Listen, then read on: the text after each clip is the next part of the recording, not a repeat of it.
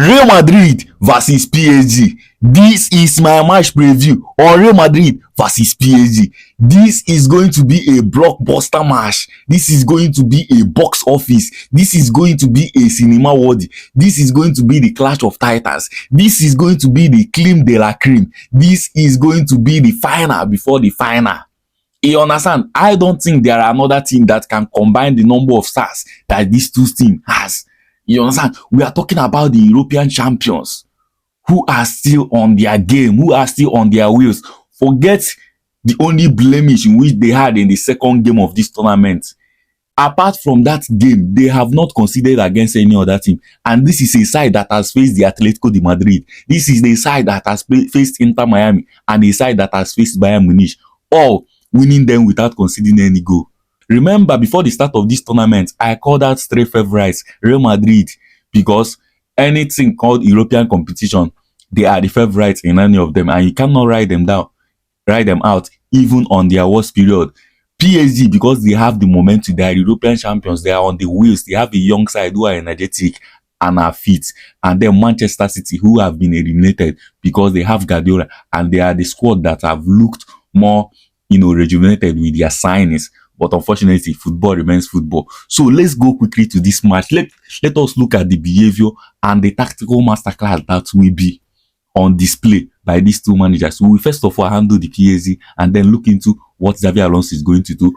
It is no news that William Pacho and Lucas Hernandez, who saw a red card in their last match against Bayern Munich, will not be playing in this game. So Lucas Beraldo will be pairing with their captain, Marquinhos. So aside that, every other thing remains the same. Another question is, will their informed Bacola continue to start or lead the line for PSG ahead of Dembele, the Ballon d'Or potential? You understand? These are the questions. So PSG will normally set with their 4-3-3, but with the 4-3-3, it's a very much dynamic 4-3-3. One in which the players take a lot of positions, one in which a lot of triangles will be drawn, a lot of diagonals as well will be drawn, to make sure they play out from press, to beat the press, break lines, and then dominate the game. The number 9 will always be dropping deep to overload the midfield. And sometimes he holds the opposition center backs while Nuno Mendes drops. And sometimes to play out from the back, you will see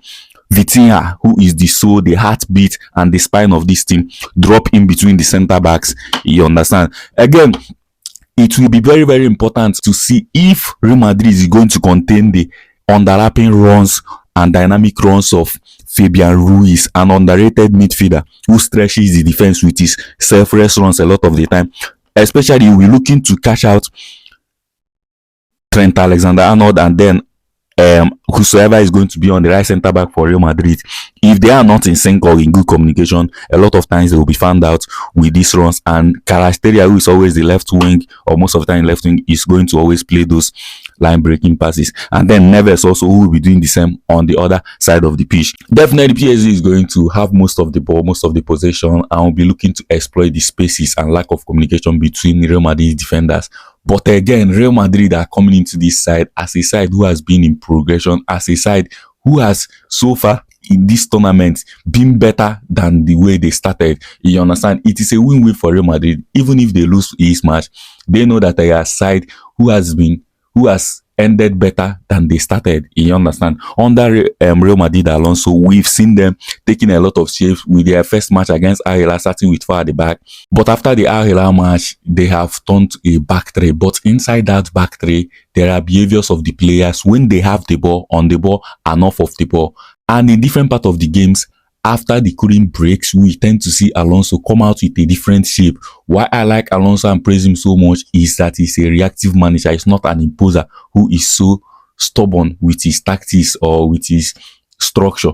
You understand? He is very, very much flexible and reacts to what the game needs and what is best for the players. You can see the way he has changed Adagule from being played as a right winger to now a deep line playmaker, not just a number 10. You understand? Play him as a deep line playmaker.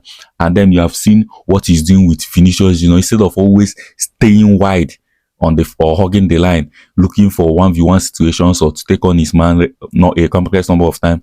Now he's cutting in deep. He's looking to dribble to play into players. He's looking to dribble to create space. I'm not looking to dribble and force play. You understand? Now a once known chaotic team are now playing with a lot of goals being scored from textbook. Real Madrid has shown a lot of promises and what is to come. The only problem now is that they have failed to maintain sustained concentration towards the ending of the game. And just like we see against Borussia Dortmund, the team struggled. And if not for a very world-class save from Thibaut Courtois, the team might have gone 3-3 and the game might have gone to extra time. Talking about Thibaut Courtois alongside the other goalkeeper, Gigi Donnarumma. These guys might actually steal the show despite the number of stars in array. You understand, at our disposal, the likes of Dembele or Ballon d'Or, Mbappe, Vini Jr., Bellingham, Desiree Doué, Bakola, Kvaratskhelia. These two goalkeepers might actually be the one that will decide this game because they are the best shot stoppers currently, and they are proving that we might not be so good with our feet, but our hands can win us games. With Real Madrid, you know that the Hoyson had the red card, and so he will not be on that back line. So Asensio is going to definitely come for him because Eder Militao and Cavani, though haven't returned to training, have not featured in any of the matches so far in the Club World Cup. So they definitely does not have match fitness. We saw Asensio even towards the ending of last game. So he is going to be at the right centre back to cover up for Trent when Real Madrid attacks from the right, and then on transitions, Kvaratskhelia is going to be very devastating there. But with the pace of Asensio and with his good 1v1 ability, he's going to be able to always drift, you understand, to defend the channels, as well as Rudiger on this left hand side. He's going to be able to drift. This is his game, you understand, to be able to drift and defend the channels. I think they do that so well. And remember, these two has always played together last season, and when they play together, they really have a good understanding of each other. And then we will see Tchouaméni, who has been the fundamental of what Real Madrid has been doing. And again, Alonso always appreciates him and talk highly of him as being the spine of this team. So he's going to, behave in the way that when Real Madrid don't have the ball, they are going to settle with 5 at the back. You understand? I think that in this match, Real Madrid, Alonso is going to give PSG a lot of respect and will not try to catch them on the front foot. Remember, anytime any team tries to go on the front foot or press PSG so high, they always find a way to break their pressing lines, just like we saw in the Champions League against Arsenal when they try to go very aggressive, tight man-to-man marking. PSG always break them through and score goals through that. So he gives them the chance, and then on transitions, they will be very, very devastating as there will be spaces for them to exploit. And then trust Real Madrid to have the players that can exploit these spaces. Another big question, having answered who is going to replace the Hoyson at that back line, another big question is Kylian Mbappe going to start ahead of the informed Gonzalo Garcia? Mind you, there are two things I can say. One is that Kylian Mbappe is a man of big occasion, be it Real Madrid has done it against them, against Real Madrid, against Barcelona, against Bayern Munich in the Champions League, and in the World Cup. He has done it in 2 tournaments. So he is the man that you're going to entrust to have the composure and to be able to deal with the pressure. Vini as well has also shown multiple times with Real Madrid that he is able to deal with pressure, handle pressure, and show up in big occasions. Another reason you have to start Mbappe is that Mbappe is simply Mbappe. But one of the reasons why Mbappe might not start is because of his match fitness. I don't think Mbappe has the strength to go the whole 90 minutes. So it will be better he comes from the bench, maybe give him 30 to 45 minutes. Try Gonzalo Garcia, let him continue what he's doing and see if he's going to replicate it. But if the game is much better, because I don't think he's going to see a lot of spaces like he has been seeing in other matches. PSG are a very tight team and then defend their channels and defend their box very well. But the informed Garcia is a very good guy, good movement, presses well and recovers the ball, and is always in that box. So it will be very, very interesting to see who Alonso starts, but who he starts is just dependent on what the game needs and how he wants his team to play as. Watch out for Arda Güler, who has been very impressive with 2 good assists in the last match, as well as Jude Bellingham might choose to turn up in this match and impose himself more. When Real Madrid doesn't have the ball, he's going to step into the midfield and make it a midfield 3, and then they'll have a front 2. But when they have the ball, he's going to push into the right half space.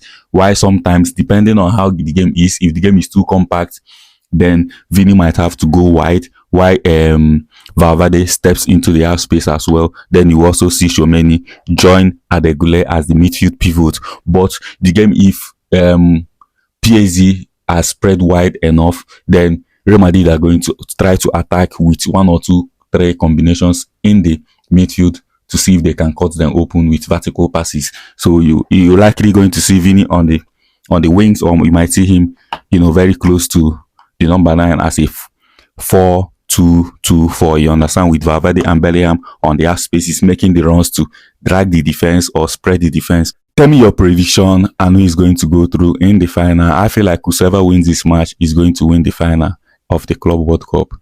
I'll be on the comment section. This is Football Matter, the catalyst and the analyst, the football pacifier and the football encyclopedia. Peace, no cheats.